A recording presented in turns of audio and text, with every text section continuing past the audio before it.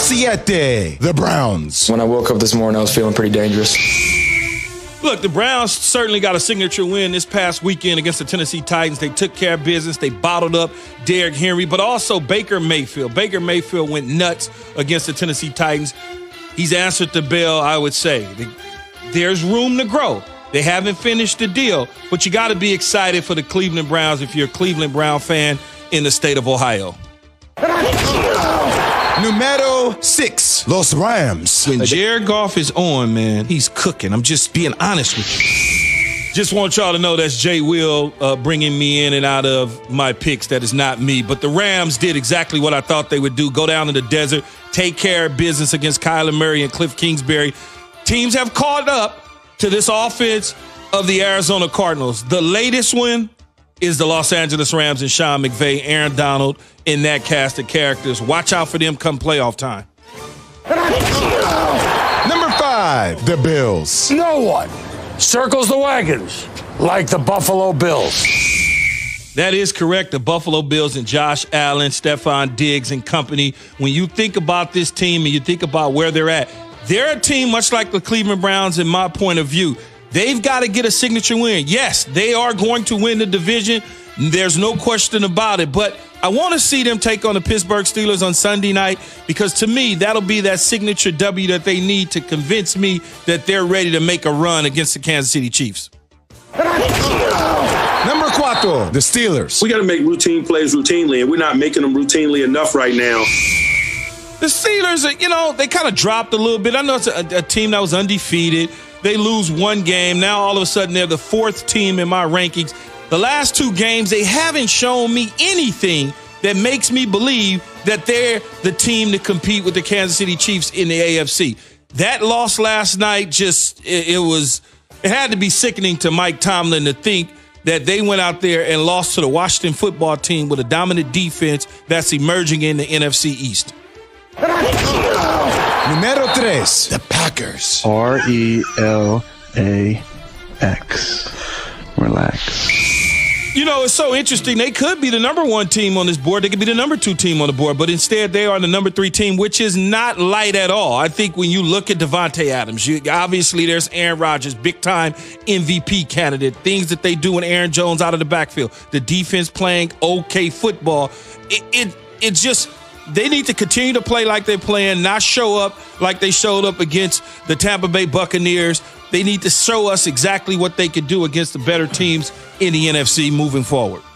Number 2, the Saints. Yeah, well. We don't think like you think. Yeah, well, this is easy for me. It's called nepotism. It's very easy. They haven't missed a beat.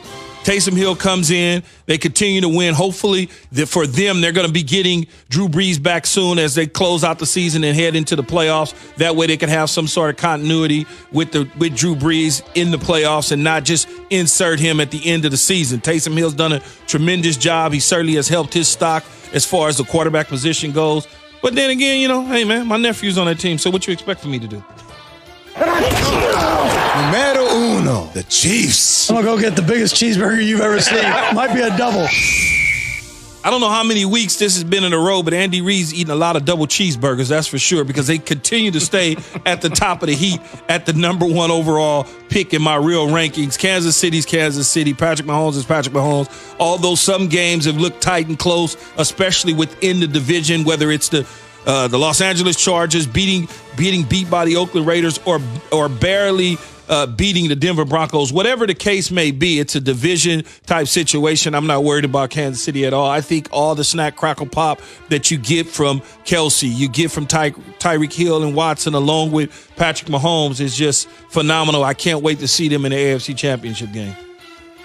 And that will do it for Key's Real Rankings with an assist by our point guard, obviously, Jay. All right, Jay, so... Well, you pass too much. You need to start shooting. Shoot the ball, Zubin. Shoot the ball, Shoot it. Shoot your shot. Jay, you heard Key's Real Rankings. What are your thoughts, especially with the Steelers? I actually thought the Steelers were a little lower than I had thought. Yeah, I'm okay with the Steelers being where they are just because of how they won games. And I still think Mike Tomlin is the coach of the year. I think Kevin Stefanski is right there. I agree. I actually agree with Key on all these. I wanted to ask him, though, Key. Yes. Out of your 7 power rankings here, the Keys rankings, which 2 teams have the most upside? Upside. Like, I feel like I know who the Chiefs are. I know who the Saints are. Drew Brees coming back, a little bit of a question. I know who the Packers are. Like, between the Steelers, the Bills, the Rams, and the Browns, which 2 of those teams have the most upside to make the biggest jump in your rankings? Can I get 3 instead of 2? Sure, whatever you want. It's your rankings. I'll take the Bills, Rams, and the Browns. In that however, no, give me an order. Give me an order. Give me an order. I like this.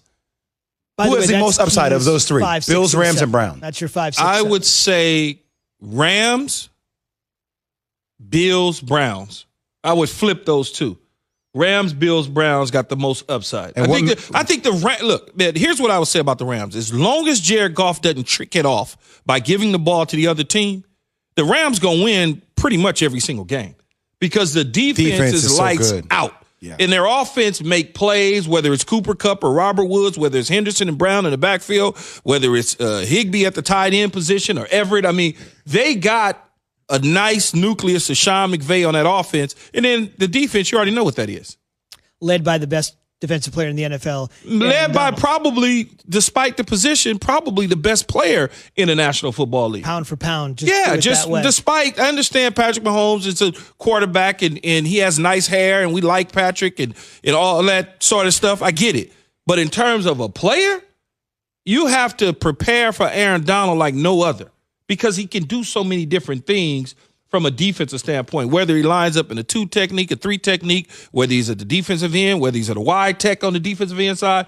You know, it's just he's a guy that you got to watch out for because he can wreck a game. Well, we'll get a chance to see that on Sunday because that game against the Pats is going to be a street fight.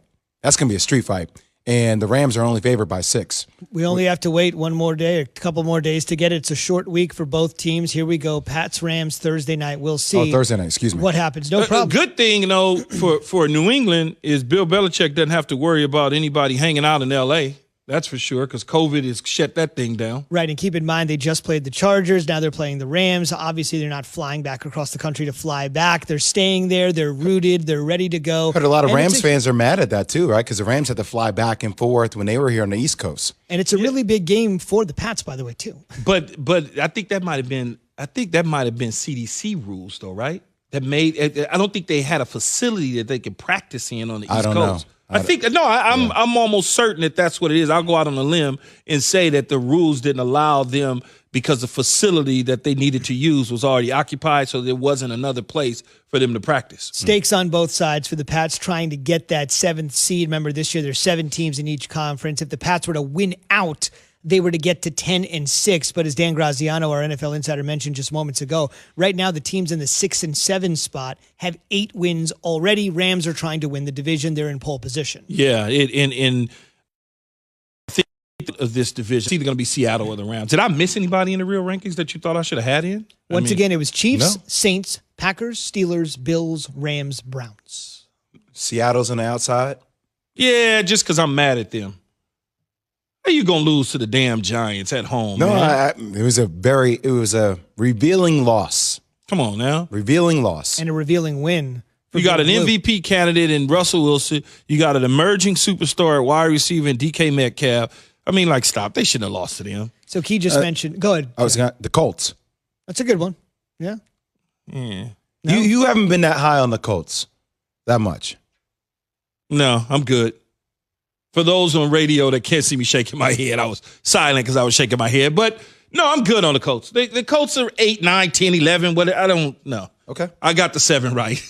Gotcha. The Colts right now, by the way, are an 8-4 football team led by Phillip Rivers, who looks like he's finally putting it together. The Cowboys, no. Yes, the bottom 2028? The bottom 7. The bottom 7. By the way, Cowboys-Ravens tonight, a little Tuesday night football. Key mentioned Pat Mahomes before when comparing him to Aaron Donald when he talked about the best offensive and defensive players in the game. It's time for Straight Talk, brought to you by Straight Talk Wireless. We're simply asking you this morning on the Dr. Pepper Twitter feed, as easy as it gets, who's the MVP, Mahomes or Rodgers? On the surface, first blush seems easy, but then you kind of look at A-Rod's numbers, 400 touchdown passes, fastest to get there, did that